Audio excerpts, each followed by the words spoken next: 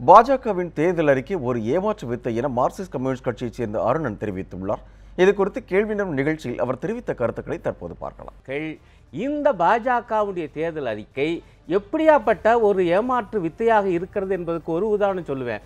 அதில் இப்போ தான் புத்தம் புது விஷயம் போல் என்ன தெரியுமா சொல்லியிருக்காங்க, சட்டமன்றம் நாடாளுமன்றத்தில் பெண்களுக்கு 33% இடஒதுக்கீடு இனிமே தர போகிறாங்களா.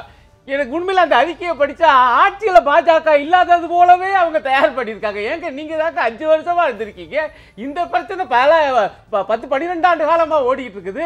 இந்த 5 ஆண்டுகளில் பெண்களுக்கு அதனால் பெரிதும் பலனடைய போவது இந்து பெண்களுக்கு சட்டமன்றத்திலும் நாடாளுமன்றத்திலும் 33% இடஒதுக்கீடை தர என்ன முயற்சி செய்தீர்கள்? பேசவே இல்லை மோடி இது வரைக்கும்.